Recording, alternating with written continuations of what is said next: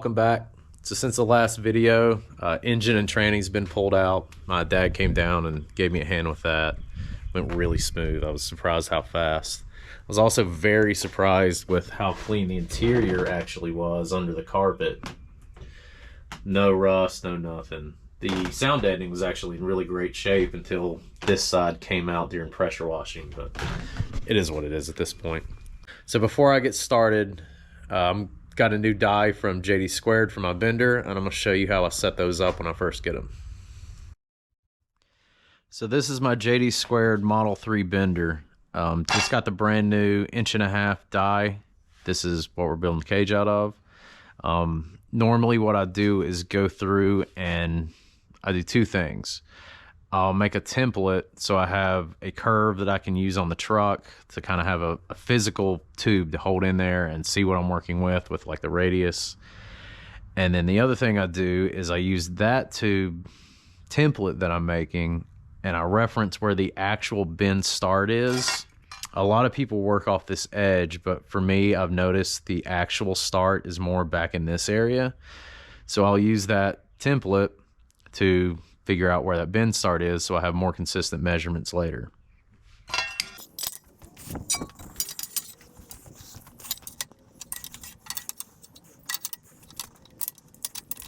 So now that the tube's loaded, I've got it locked in. I'm gonna go ahead and make a roughly 90-degree bend.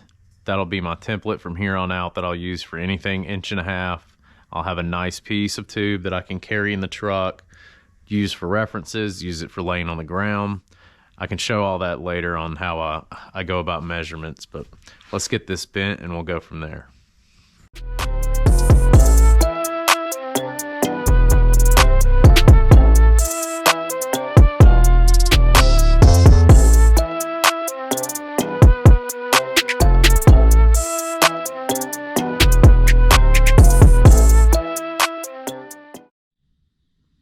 So now I've got it bent. The next thing I have to do, I know it's still locked in, nothing's moved, like everything's locked in by it being pinched to this bolt. I'm gonna go ahead and mark initially where the end of the die is. So when I go and find the actual bend start, I can come back, reference these marks and put it right back into the die, and wherever that mark lands, I can transfer it up here on the die itself, and then as long as I own it, I'll always know exactly where the bend start truly is for a true measurement.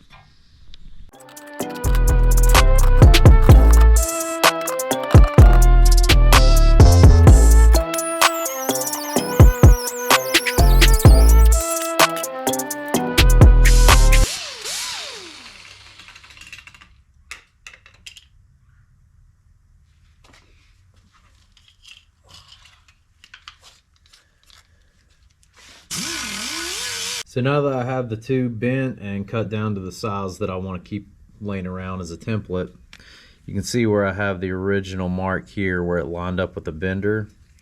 Hopefully it shows up on the camera. You can see right here, there's a little bit of a high spot now. So I always use those as one reference. And I come and use a straight edge on the other side. And you can see where it starts to separate from the tube on the straight edge. So that's roughly about here. And those marks are generally pretty close to each other. Sometimes, depending on the radius and how big the tube is, they'll have a little bit different of a skew. But if there's a little difference, I'll just split it. But that is the official bend start for me. Then I'll take that over here. So now I just take the tube, I go back to my original reference mark.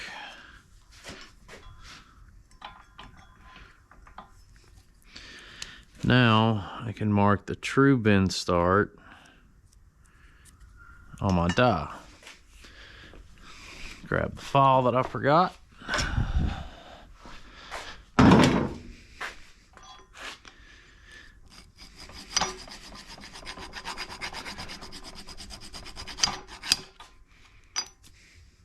now I have a mark that'll never go away.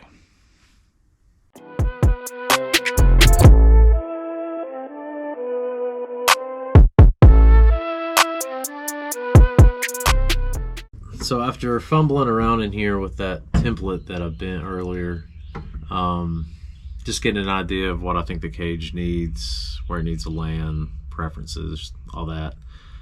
I'm gonna have to do it quite a bit differently than I expected. Normally when I do body over frame vehicles where they're separate, I bring the tube down to a plate, and that plate bolts through the floor to another plate, and then I run that one directly to the frame. That way the cage is tied to the strongest part of the car, the frame, and it can still unbolt and separate. And that's how I've always done Jeeps and stuff in the off-road world when I used to do that, and it always worked out really well. And I was assuming I would have to do that in here, but that ended up not being the case, I don't think, because the way if the tube comes down, I'm thinking here for the pillar bars, it ends up hitting right where the body mount is. Now since the body mount it's multi-layered here on the cab side, and then that ties directly to the frame, that now should eliminate me from having to do the plates that connect to each other and then another tie-in. So that's kind of nice that I can save myself some work as long as I leave an access for this to access this hole or nut, bolt, whatever it is. So that's kind of neat. I can make it a little more simplified like with a unibody car, but I think because of headroom back here, I'm gonna need to cut out this section. I want to get the tube up in here as high as I can, away from heads. Like, it's obviously the best case scenario is higher and tight. Now the flip side, where this gets kind of shitty, is normally to do it real high and tight like this, you leave a section in the floor where you can drill the hole, drop the cage, so when it comes up here you can get up to the top of the hard to reach spots, and then you just push the cage back up.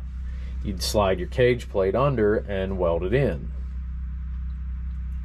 But if I'm going to use this body mount area, that means my ability to drop the cage is pretty limited.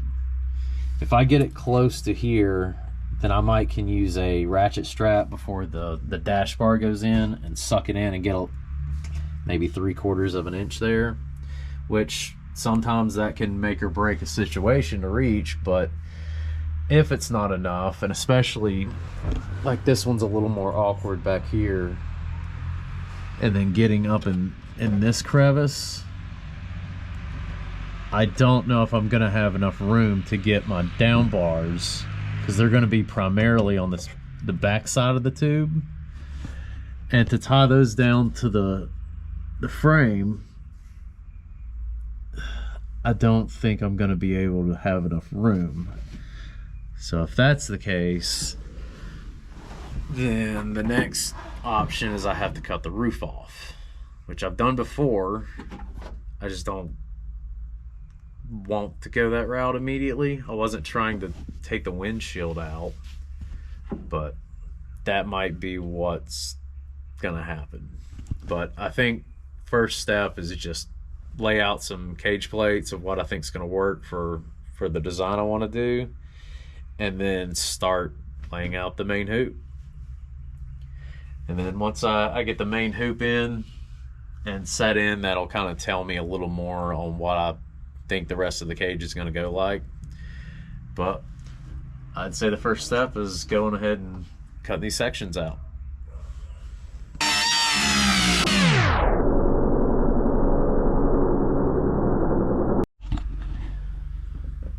So here you can see with part of it cut out, normally that would be about as tight as I could possibly get it with that little bit of clearancing.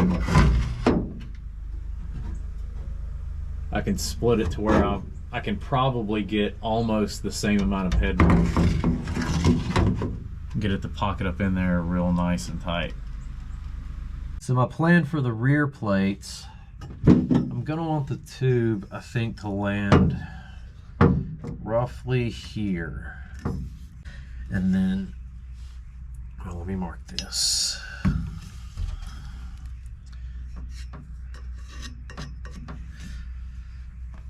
The edges of the plate I'd like to bring in, you can still faintly see where all the weld marks are from the spot welds from the body mount. So ideally, the strongest way to do it would be to tie in close to those. That way I have the most amount of layering. So I think I'll come up, end up doing something like this.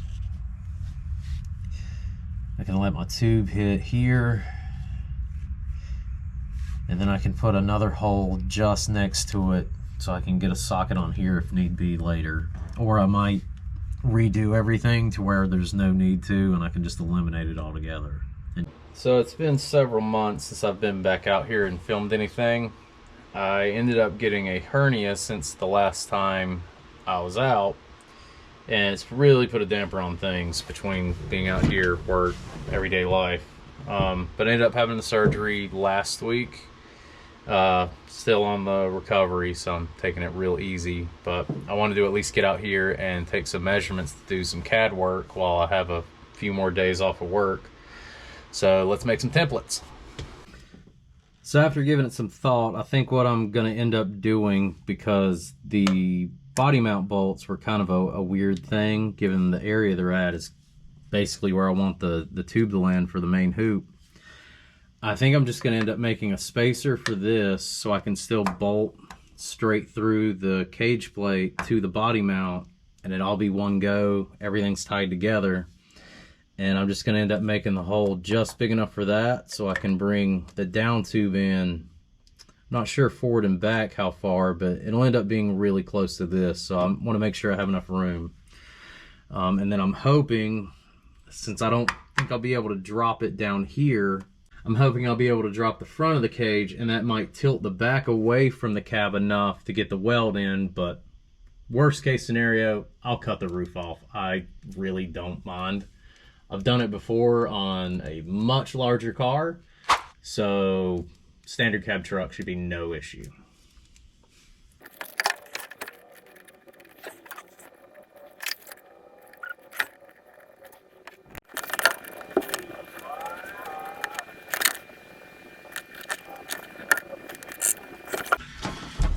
And I suck at math, so let's get a calculator.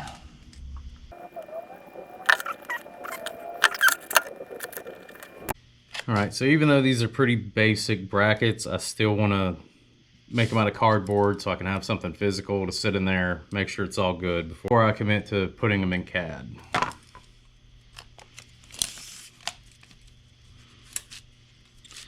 don't have all my normal stuff because most of it's at work. So I don't have a lot of duplicates, but I'll make do with what I have. Get this kind of straight.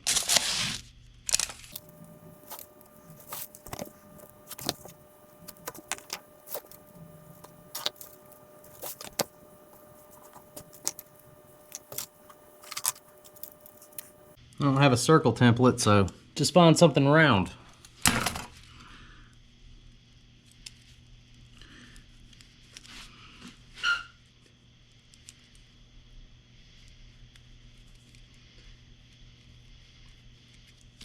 One of the first things I always try and tell people on what'll make their bracketry start looking better is stop having sharp corners. And you just cut something straight, sharp corners, it's just a plain square or rectangle. It really looks half-assed in my opinion. So take the extra time, round your corners, make sure all your angles are good. If they're not 90, really makes it look a little bit better, takes it to that next level.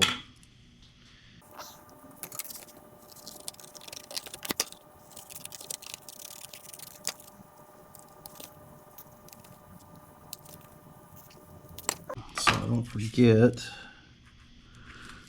was a 1-inch diameter.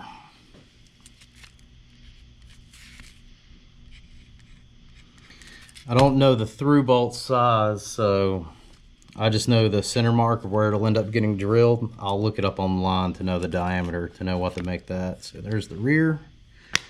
Let's do the front.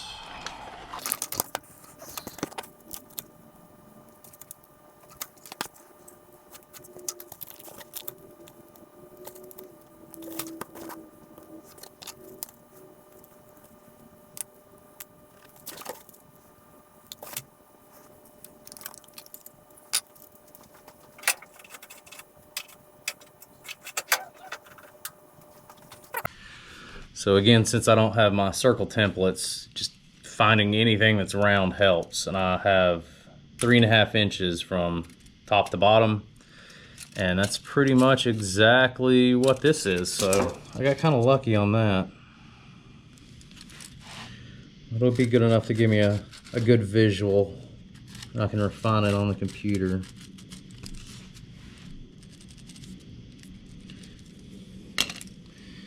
Then I'll use my handy, I think this is the wrong socket, but same principle. This gives me a visual.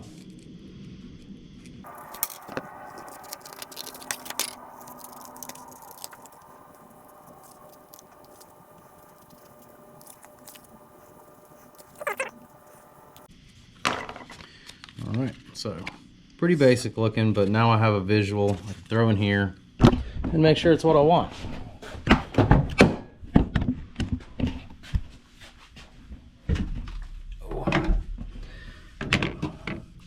So bolt hole roughly there.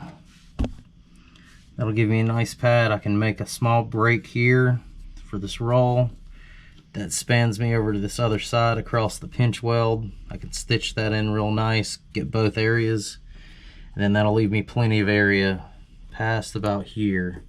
I can land that tube anywhere I want and all this. Same with the front.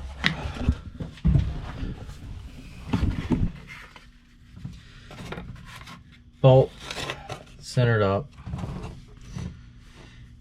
and that gives me a nice uniform look here, so I don't have to stare at something ugly the whole time. It'll be nice and round and aesthetic. And then I have a nice section of pad here where I can have the tube come down with the door frame and land right in this area wherever I need to adjust it to.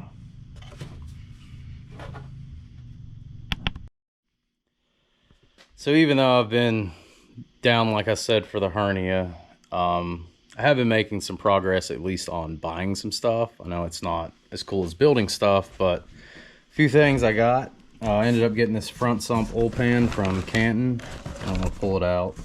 I will say the welds are atrocious though.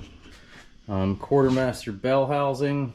It's too heavy for me to pull out right now with my weight restrictions on picking up. Got some status belts at one of the last FD races I was at. And then my favorite thing, these S&S manufacturing valve covers. I've always hated the way the LS or the LQ9 valve covers look. So this is the one bit of pure bling that I wanted to buy. And I just think these are awesome. Known Clay for a while. Phenomenal job. And I also ended up sourcing a Ford 9-inch. I got this off my buddy Robert. All I'll have to do is figure out what I want to do for rear brakes to switch them to disc. And then I'll take measurements off of my 4-link brackets that I built for this. And I plan to just draw those in CAD, same way as the cage plates. And then hopefully I can do some minimal fitment and just pull some measurements, weld them to the axle, and bolt it right in place of this one. Hopefully. It's not really anything to see, but I did also get the engine tore apart. I at least wanted to make sure like the cylinder walls were okay. There wasn't anything crazy going inside, but it all looked really good as far as I can tell. Not really an engine guy, but I'll call in some favors to help with that stuff. But everything looked pretty good. So that was a good bonus, and at least a little bit of ease off my mind to not have to worry about that. So step in the right direction. So yeah, hopefully updates will be a little more frequent. I think I have another 2 to 4 weeks on weight restrictions from the surgery. Then after that, I should be back to normal, and hopefully I can start actually making real progress. I'll do some filming of the CAD stuff and keep track of that, and then hopefully we'll be starting on the cage soon. So fingers crossed. See ya.